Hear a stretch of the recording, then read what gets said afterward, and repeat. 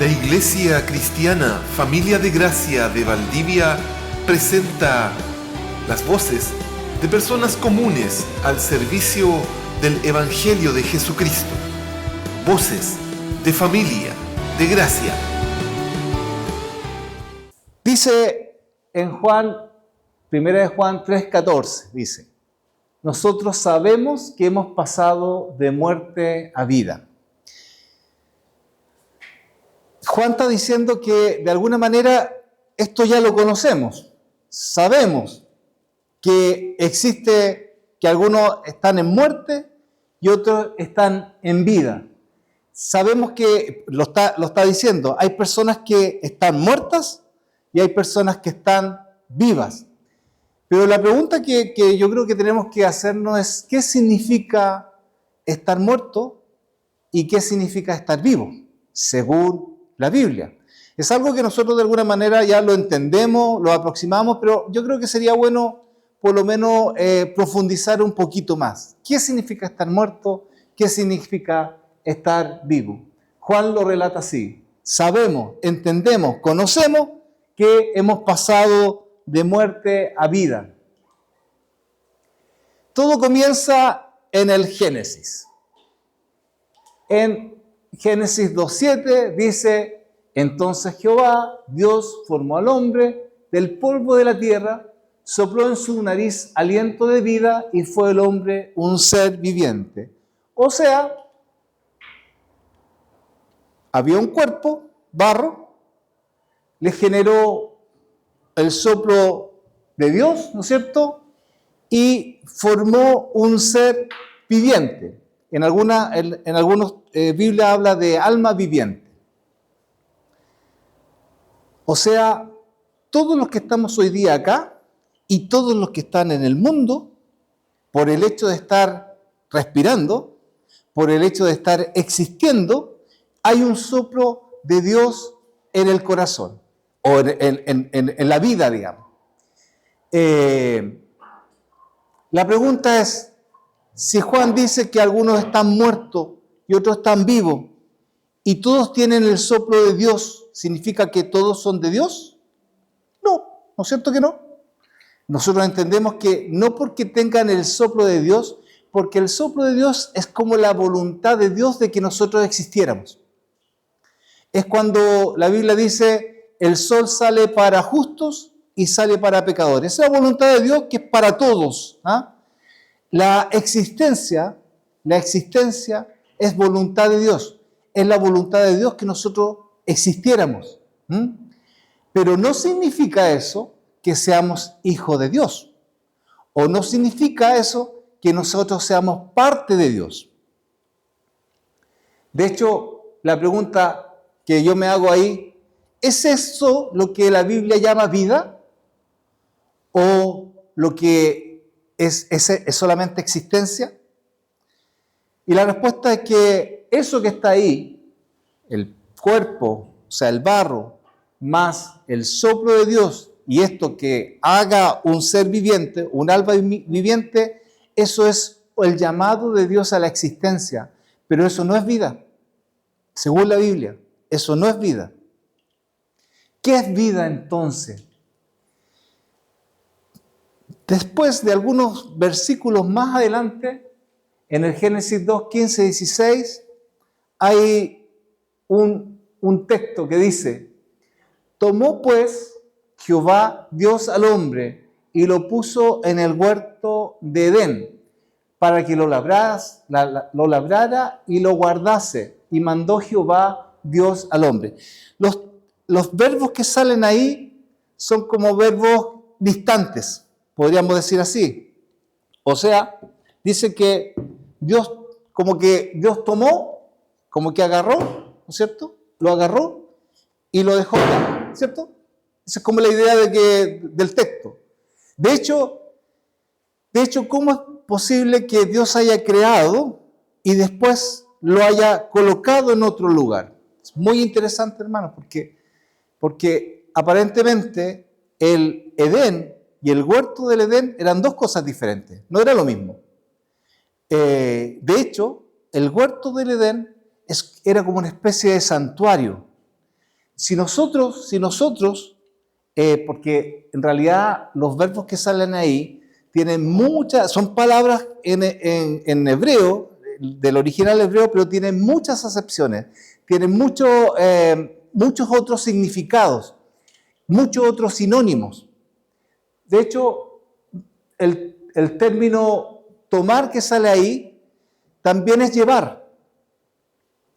Y donde dice puso, también significa apartar. O sea, Dios lo llevó y lo apartó a Adán a un espacio que se llamaba Jardín del Edén. Es un santuario, un lugar donde solamente Dios podía relacionarse con Adán. Ese lugar es ahí donde lo llevó. ¿No le suena conocido? Como el apartar. Apartar es santificar. El llevar es guiar. ¿Ah? De hecho, la palabra mandar tiene un significado muy interesante. Dice en el hebreo original, así se escribe, no sé cómo se pronuncia, se dirá Saba, pero es mandar con autoridad, pero en una relación de confianza y de responsabilidad. ¿Por qué? Porque dice que Dios le mandó a que guardara y labrara este espacio de intimidad que tenía Dios con el hombre. Es responsabilidad del hombre, era la responsabilidad del hombre de cuidar y de fructificar, porque labrar tiene que ver con fructificar, el espacio de intimidad donde Dios lo había dejado. Y si nosotros lo vemos con nosotros, es nuestra responsabilidad mantener el espacio de intimidad con Dios. Es nuestra responsabilidad mantenerlo. Es nuestra responsabilidad apartarnos, que lo vamos a ver más adelante. Bueno, eso es vida. Según la Biblia, esa relación con Dios es vida. La existencia era una cosa, pero la relación que tuvo con el hombre, Dios, en que lo mandó, en que lo guió, el ser guiado por Dios, el ser apartado por Dios, eso es vida según la Biblia. Eso es vida. Y entonces efectivamente podemos ver en el mundo que no todos están con vida, que no todos tienen vida. Ahí hace la diferencia. Por eso en Juan 14 dice, en él estaba la vida. ¿Qué es lo que era la vida? ¿Qué es lo que es la vida? En la relación personal, si nosotros le cambiamos, dice, en él estaba esta relación personal de confianza, ¿no es cierto? En él, ¿en quién? En Jesús. Nosotros entendemos que Dios y Jesús es lo mismo, ¿no es cierto? Él está pensando en ese momento, cuando tenía esta relación de confianza e intimidad con el hombre. Dice, en él estaba la vida. ¿En quién? En Dios estaba esta relación de confianza e intimidad. Y la vida, o sea, esta relación de confianza e intimidad, era la luz de los hombres. La luz siempre tiene que ver con santidad, siempre tiene que ver con guía, siempre tiene que ver con verdad. Eso tiene que ver la luz. Luz siempre en la Biblia es guía, es santidad y es guía, es santidad y es verdad. ¿Ya? Entonces, ¿podríamos nosotros decir que vida y luz es lo mismo? ¿Podríamos decir que vida y luz es lo mismo? Sí, ¿cierto? Porque ahí lo dice. La vida era la luz. Es lo mismo. Vida y luz es lo mismo. Pero vida es esta relación con Dios. Esta relación de intimidad genera luz, genera santidad, genera guía y genera verdad. ¿Ah? Pero ¿qué pasó? Pasó que dice que esta fue la condenación, que la luz, o sea, la vida, ¿cierto? Esta relación de intimidad vino al mundo. Jesús, esta relación vino a restaurar algo que se había roto. Y los hombres amaron más la muerte, porque lo contrario de vida es muerte. Amaron más la muerte, o sea, amaron más estar apartados que la luz, que la vida, ¿cierto? Porque las obras que ellos tenían eran malas. Quisieron seguir estando en sus malas obras que estar junto con Dios. No sé si se entiende así, ¿no es cierto? Porque tenemos que entender así la palabra. Vida es una relación, no es la existencia, no es respirar. Vida no es respirar. Vida no es nacer y morir, es dejar de respirar. No. La Biblia nos señala que vida es esta relación íntima con el Señor. Y esta fue la idea del Señor, de restaurar eso, porque se había terminado, se había cortado. ¿Cuándo se terminó? En Edén.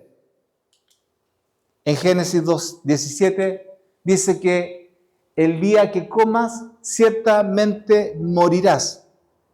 La palabra morir ahí, de hecho, la palabra morir se escribe prácticamente igual en la mayoría de los idiomas. Viene del latín, pero la mayoría de los idiomas se escribe igual. En inglés es murder, muy parecido, pero morirás ahí significa fin de la vida. O sea, el Señor le dio una orden al ser humano, le dio una orden a Adán, de que podía comer de todo, excepto del árbol de la vida.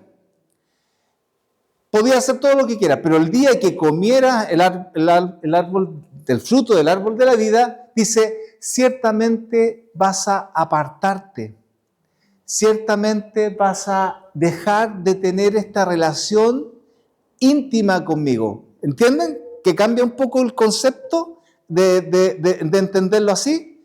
Va a terminar esta relación especial, íntima conmigo. Bueno, el tema es que efectivamente el hombre desobedeció, comió del fruto, y esta decisión del hombre y de la mujer obviamente, generó, porque todo lo contrario de Dios es pecado, o sea, esta decisión, solamente la decisión, generó muerte espiritual. O sea, apartarse de Dios. Muerte es apartarse de Dios, apartarse de la unidad, de la vida, apartarse de Él. Generó inicio de la muerte física. ¿Por qué si Adán comió no fue destruido inmediatamente? ¿Por qué? ¿Ah? Sí, pero si Adán comió, entró la muerte, ¿cierto? Entró la separación. Y yo digo que una de las cosas, el tema del pecado generó varias cosas. Una fue la muerte espiritual. O sea, nos separamos de Dios, ¿cierto? Porque la vida es estar unido y la muerte es lo contrario, estar separado. Pero también generó muerte física. O sea, Adán no iba a morir físicamente. Pero al comer, generó, dice, un inicio de la muerte física. Pero la pregunta es, no sé si me entiende, la pregunta es, ¿por qué no murió inmediatamente? Instantáneamente. ¿Por qué no murió instantáneamente? Y generó, porque Adán murió, es verdad, pero no murió instantáneamente, murió después, ¿no es cierto? Bueno, el plan de salvación era que no solamente yo entendía que iba a pecar, pero había un plan también para salvar esa vida. Porque si hubiera habido una muerte instantánea, no habría habido plan de salvación. No habría habido que Jesús hubiera venido al mundo a restaurar eso. No habría sido posible. El hombre hubiera muerto y hubiera muerto justamente. Justamente hubiera muerto. Pero estaba este plan de salvación que impidió que el ser humano pudiera morir instantáneamente. De hecho, la muerte espiritual tampoco fue instantánea. No sé si Dios sigue hablando con Adán. Le preguntó dónde estaba y él estaba avergonzado. Y él se vio desnudo. Conversó con Dios. No dejó de conversar con Dios. También fue progresivo este apartarse, igual que la muerte espiritual. Y la otra es que en Edén, en el jardín del Edén, había cierto equilibrio entre todos los seres que estaban allí. No había esta diferencia. Y lo que generó el pecado fue esta ruptura con la creación.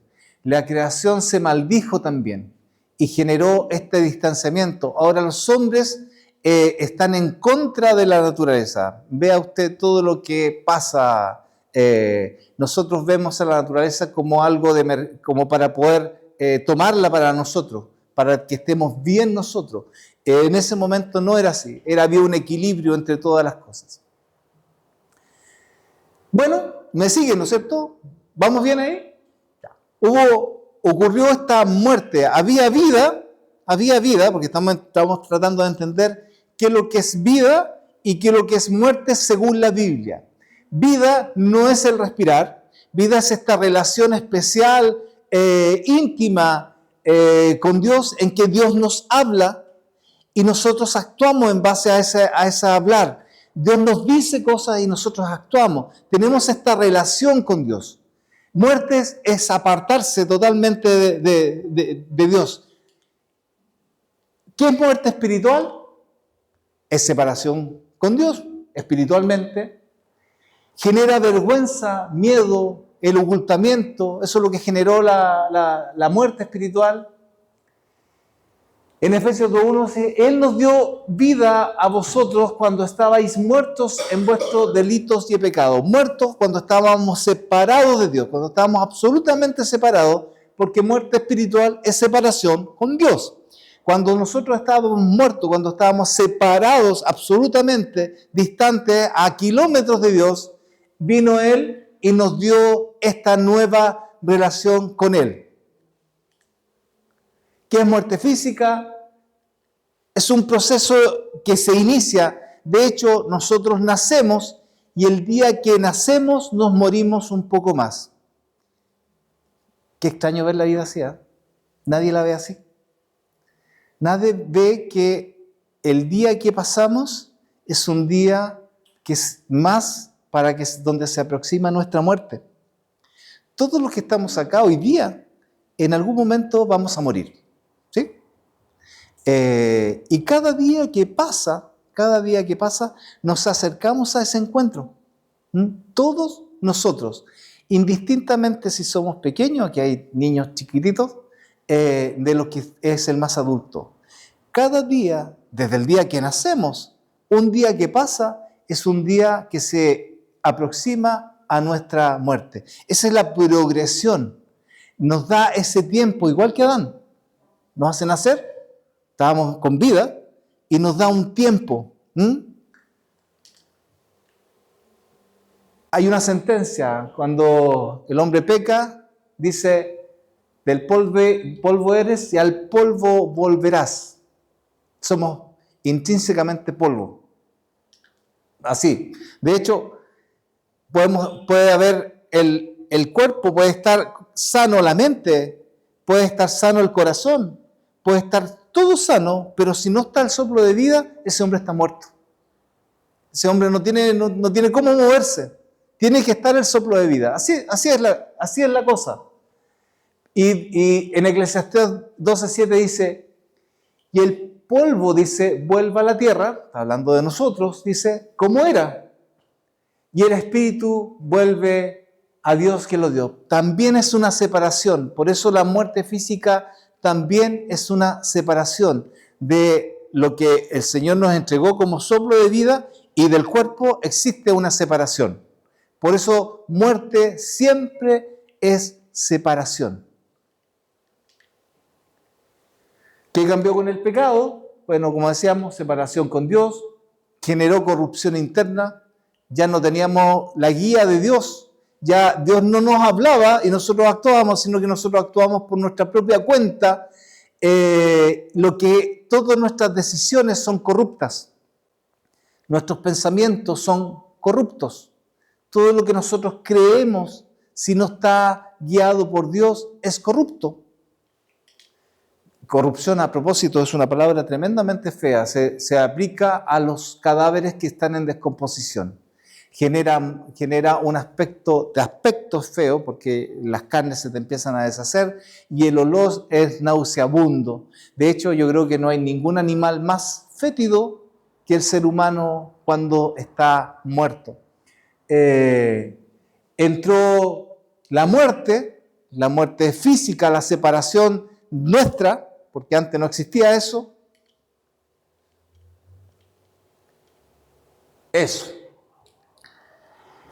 Ahora, los judíos tenían claro esa idea, tenían claro que existía la separación, tenían claro que ellos eran pecadores. De hecho, todos los años tenían que sacrificar un corderito donde derramaban sangre para poder acercarse a la presencia de Dios. Ellos lo tenían muy claro, ellos entendían que efectivamente existió una separación y que existía una separación con Dios.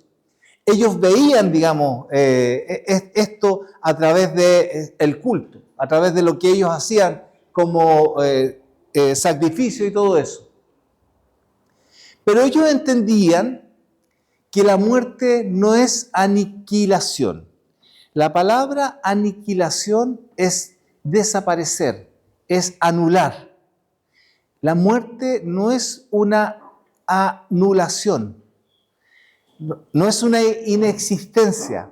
Así como la vida no es existencia, porque nosotros entendemos que existencia, no porque alguien exista tenga vida, porque la vida está dada por Dios, la palabra inexistencia tampoco existe, tampoco es real. Aniquilación, el que nosotros muramos y dejamos de existir, eso no existe, tampoco.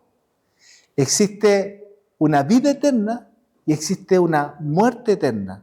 La muerte puede ser eterna, igual que la vida puede ser eterna. Por eso no es aniquilación. La persona que muere no desaparece, no se esfuma,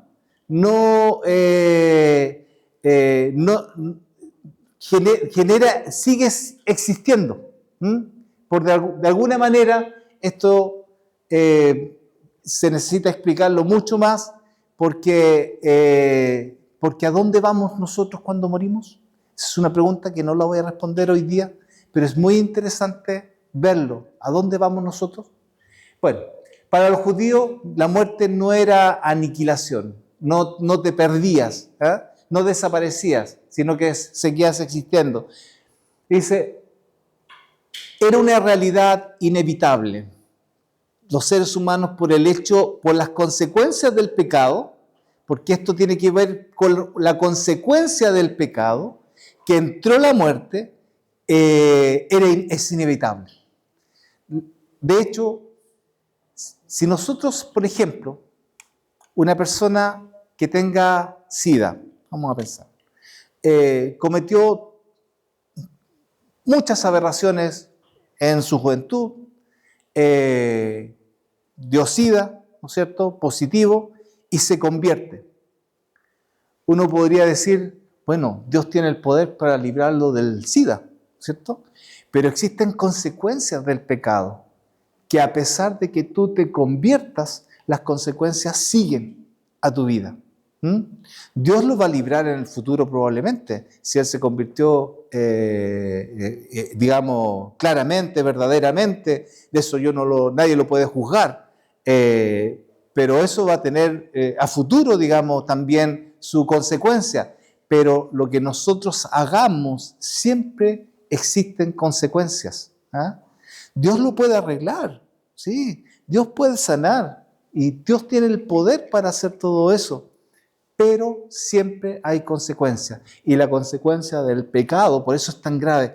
El peor problema del ser humano es Dios y la muerte, la separación. Ese es el peor problema que tiene el ser humano, la muerte. Es una realidad inevitable, los judíos sentían, ellos lo tenían claro, era consecuencia del pecado y claramente es una separación, siempre es una separación. La muerte, es no tener vida, o sea, no tener relación con Dios, estar separado de Dios, siempre es malo, siempre es muerte. La muerte, ¿cómo veían ellos la muerte como esta separación? Bueno, el cuerpo se separa del aliento de vida, lo tenían muy claro. La separación del hombre con Dios, también lo tenían muy claro.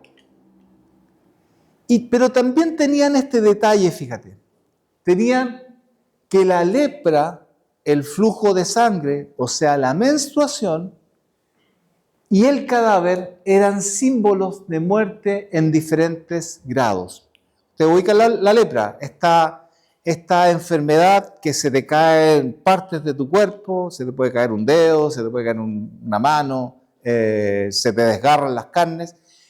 Esa imagen, que era para los judíos, era una imagen, de hecho hay muchas historias, sobre todo en el Nuevo Testamento, cómo vivían los leprosos la vida. Vivían totalmente aparte, tenían que estar separados, por eso muerte es separación, siempre es separación, muerte es separación.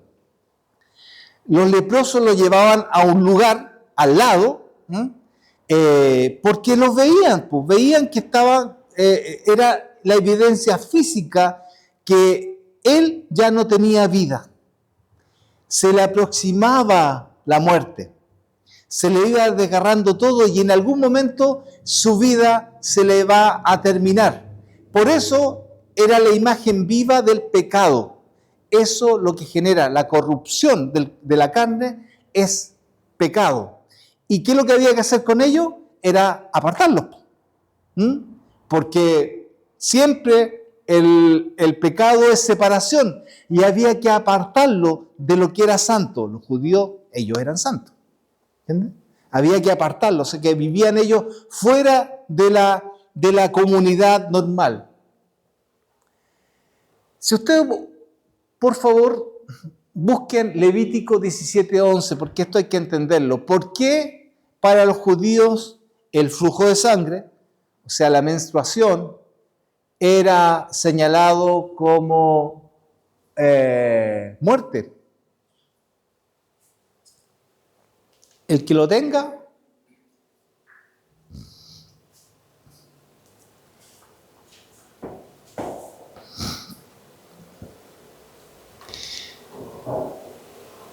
¿estamos malos para buscar? ¿Quién lo tiene, lo lea, por favor? Levítico 17:11. Porque la vida de la carne en la sangre está, y yo os la he dado para hacer expiación sobre el altar por vuestras almas. Y la misma sangre hará expiación de la persona. Ya, vamos a leer la primera parte, de nuevo. La primera parte. La vida. Porque la vida de la carne en la sangre está. Hasta ahí. Dice que la vida de la carne, o sea, la carne vive porque hay sangre. ¿Sí? Y la pérdida de sangre es la imagen de la muerte. ¿Sí? Porque se está perdiendo. ¿Qué se está perdiendo con la sangre? Vida. Eso se está perdiendo. Vida. Entonces, por eso las personas, cuando tenían esto, cuando existía, que es algo normal, no es pecado por si acaso, sino que era la imagen de la debilidad. ¿Por qué las mujeres se consideran débiles? Un parte era por eso, porque ellos veían la debilidad en la pérdida de sangre. Era una muestra de que estaba ahí de alguna manera perdiendo vida. ¿Y qué es lo que las personas, esos días que era momentáneo, obviamente, era momentáneo, tenían que ser aparte, no podían ir al culto, no podían estar con la reunión, no podían ser tocadas. Tampoco podían tocar porque contaminaban, ¿ya? Esa es la idea, digamos. Pero era una imagen cierta, es una figura de la pérdida de vida. Y la muerte, o sea, el cadáver, era la imagen de justamente esta separación. Era la imagen de la consecuencia del pecado para los judíos. El ver ¿cómo se llama? Un cadáver, siquiera al verlo no se podían tocar los cadáveres. De hecho, si se te moría un pariente, solamente si era tu hermano, si era tu madre, tu papá, los podías tocar. Pero si era cualquier otro que no era familiar tuyo, no podías tocar. De hecho, los sacerdotes no podían tocar absolutamente ningún cadáver, nadie, ningún cadáver, porque se contaminaban. La imagen del cadáver era la evidencia de la consecuencia del pecado, de esta apartarse, de esta separación. Todo lo que pierde vida se asocia, los judíos lo asociaban con impureza. Esto enseña que el pecado siempre produce muerte. Pecado nuevamente, o muerte, separación de Dios, ¿no es cierto? Consecuencia del pecado siempre nos lleva a la muerte. Y la muerte, o sea, esta separación, nos excluye a todo de la presencia santa de Dios. El hecho de estar muerto nos excluye de la presencia de Dios. ¿Me van siguiendo, cierto? Bueno, ahí había algunas restricciones, como decía, para los sacerdotes no podían tocar los muertos. En Levítico 21 hay varias restricciones que tienen los sacerdotes porque tenían una mayor exigencia de santidad. Si nosotros consideramos a Jesús como nuestro sumo sacerdote, la pregunta que yo me hago es ¿por qué Jesús tocó los muertos y no se contaminó? Y ahora viene la predicación. Busquemos, hermanos, en Lucas 8, 40, 56. Teníamos que dar este largo porque si no, no entendemos. Lucas. ¿Alguna duda hasta el momento? ¿No? ¿Cuál es? Es una historia fascinante. Y también muchos lo predican como el poder y muchos lo predican como el que la mujer que tenía el flujo de sangre roba el poder al Señor. Y vamos a ver una mirada diferente de esto. Dice, cuando volvió Jesús, estamos en el 40, le recibió la multitud con gozo, porque todos le esperaban. Entonces vino un varón llamado Jairo, que era el principal de la sinagoga. Esta persona, Jairo, tenía un puesto importante en un lugar que se llamaba la sinagoga. Es un lugar de estudio bíblico, pero también donde se ejercía el poder judicial, el poder civil en la sinagoga. Dice esta persona que tenía un puesto importante, dice, y postrándose a los pies de Jesús, le rogaba que entrase en su casa, porque tenía una hija única, su única hija, como de 12 años, que se estaba muriendo. Qué terrible, era su única hija de 12 años, una pequeña, que estaba muriendo. Obviamente él recurrió a Jesús, aunque él tenía otra idea sobre las cosas, probablemente era él un fariseo, pero recurre por desesperación. Se estaba muriendo, todavía no se muere, se estaba muriendo, estaba perdiendo. Dice, y mientras iba la multitud le oprimía, o sea, se le acercaba a la multitud, se le apegaba a Jesús. Iba caminando, pero la gente se le acercaba, lo pasaba a rozar.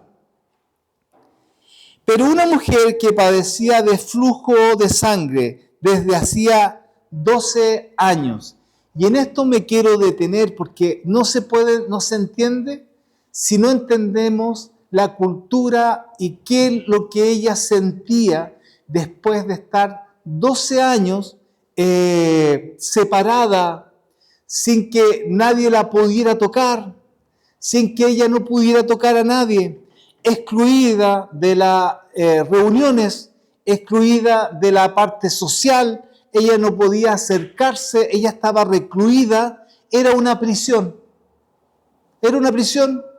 estaba alejada. ¿Cómo se sentiría alguien así después de 12 años? No sé si va a ser en otro momento, pero la niña tenía 12 años, se estaba muriendo, y ella tenía 12 años en que estaba con este flujo que tiene, ese 12 no es al azar, tiene algo ahí.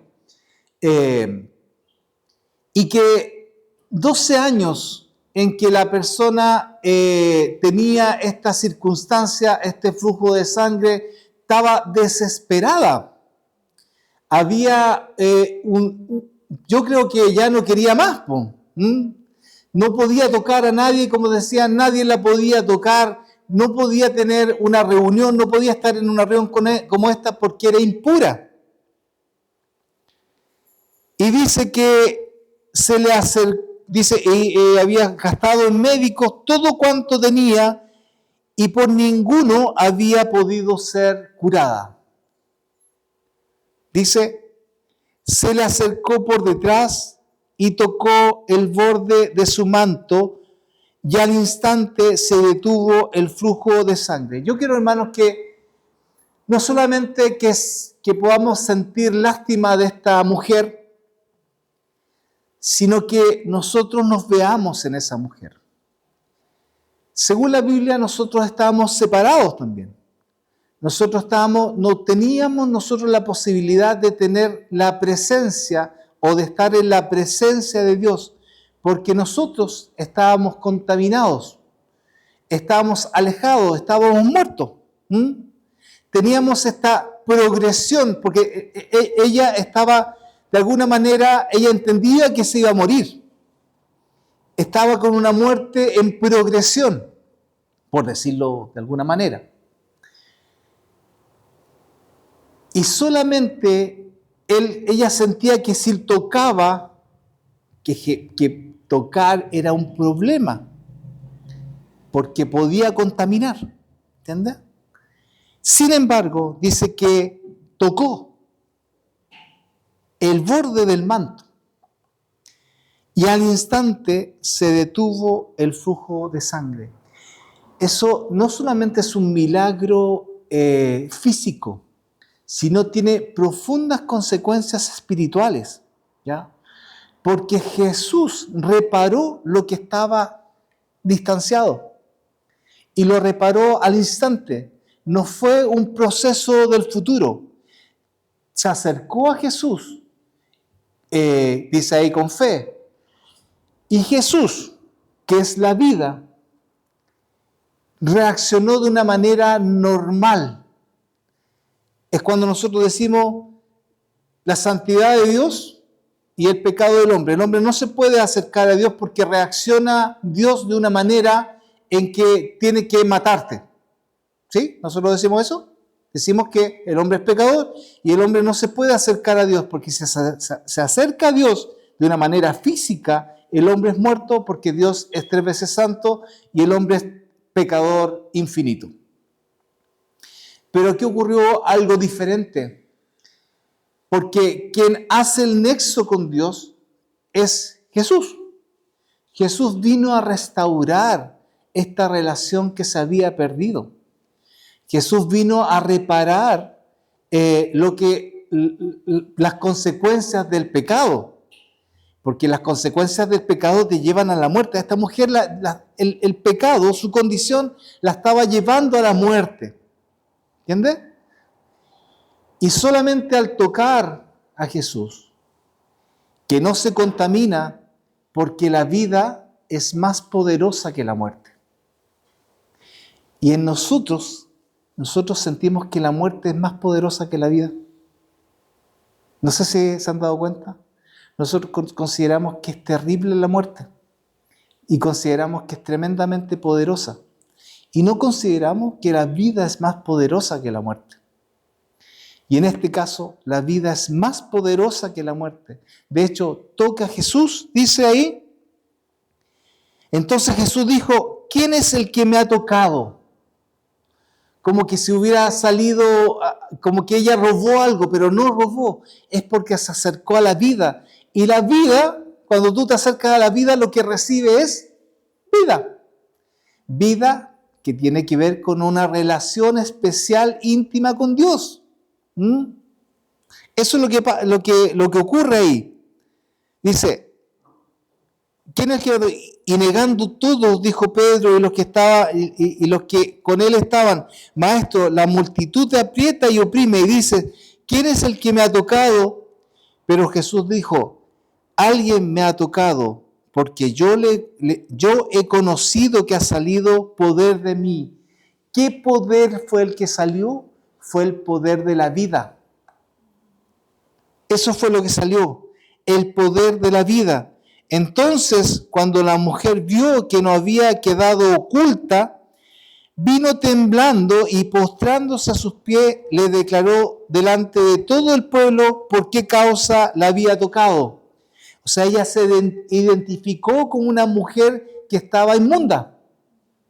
Se identificó como una mujer que estaba en proceso de muerte. Dice, y cómo al instante había sido sanada.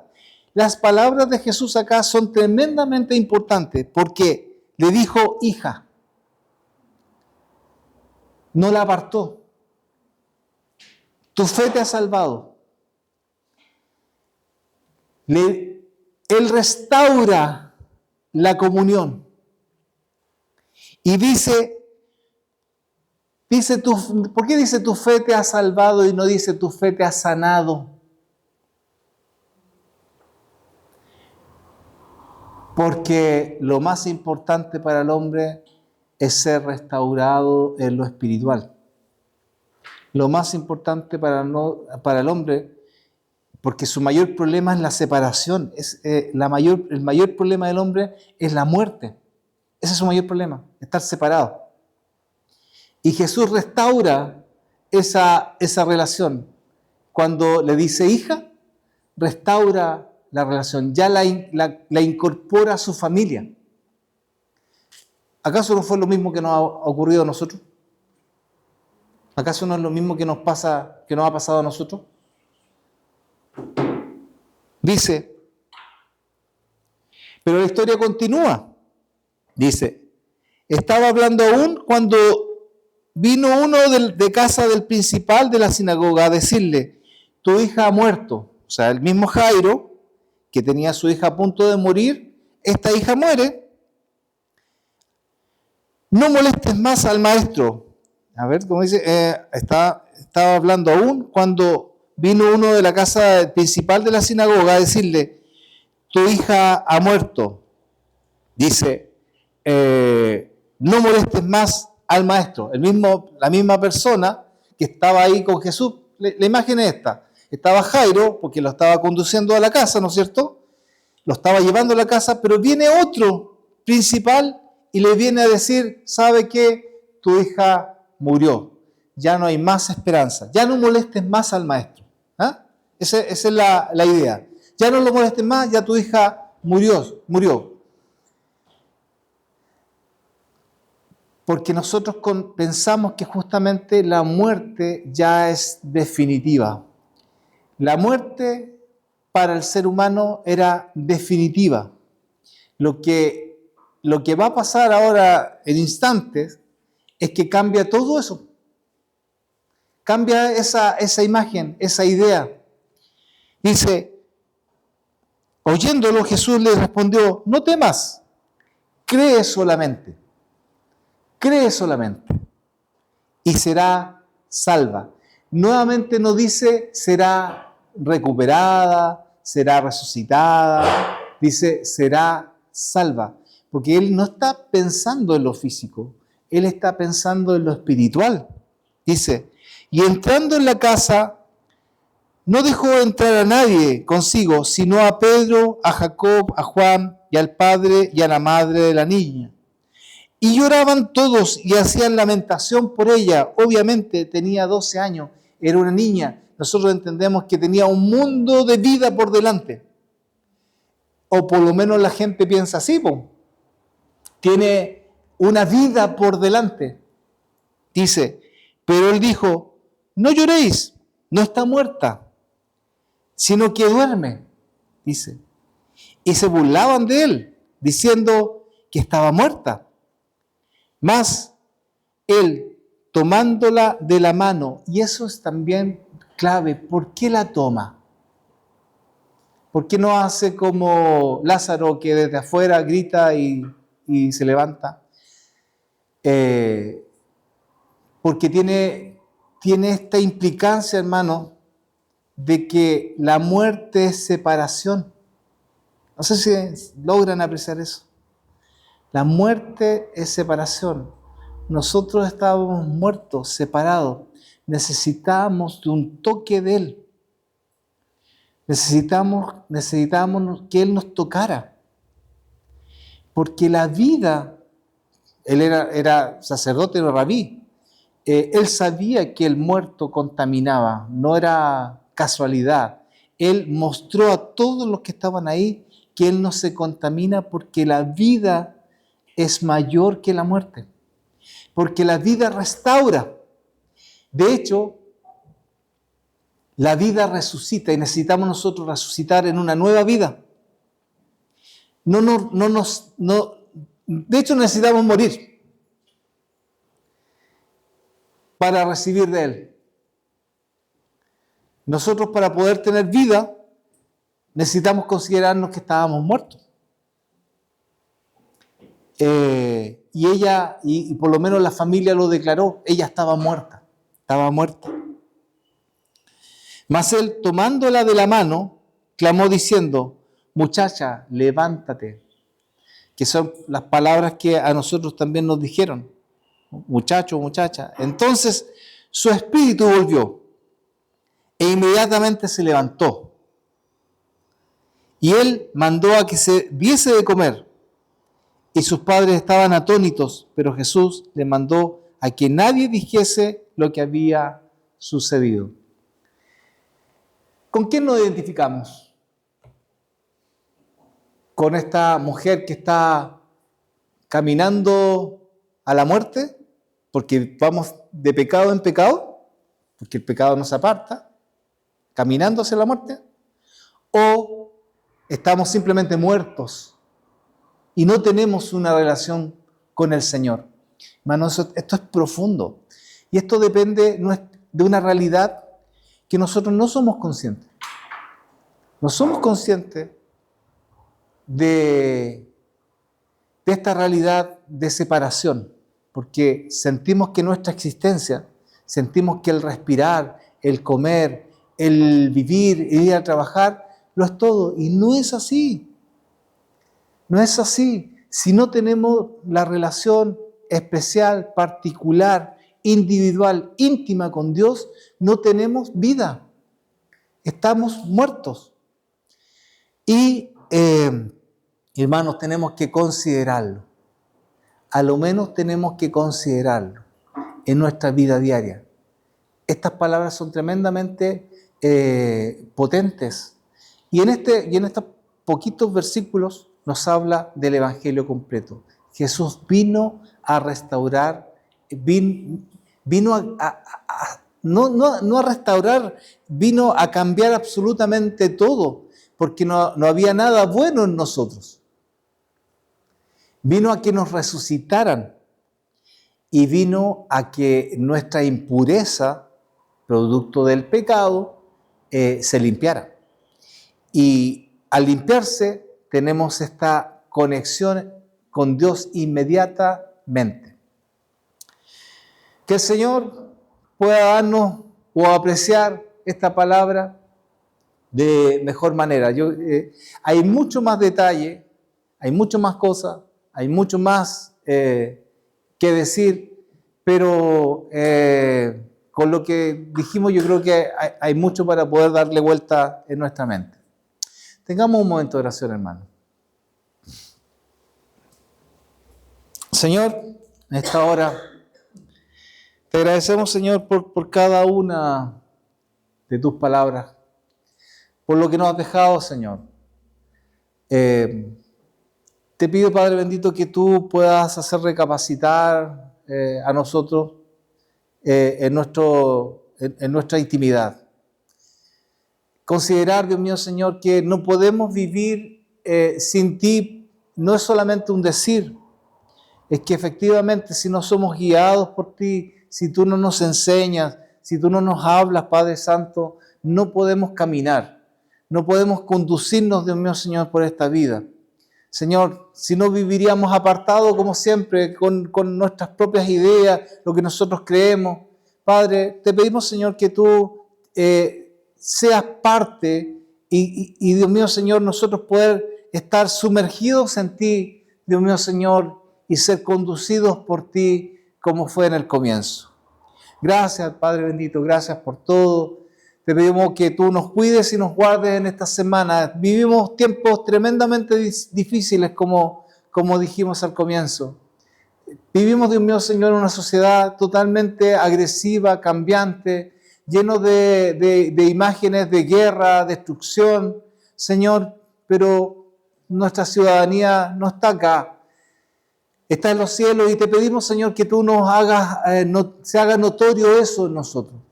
Que nuestra fe no esté puesta en una realidad que no es, sino que esté puesta en ti. Gracias por todo. En tu nombre, amén. Amén.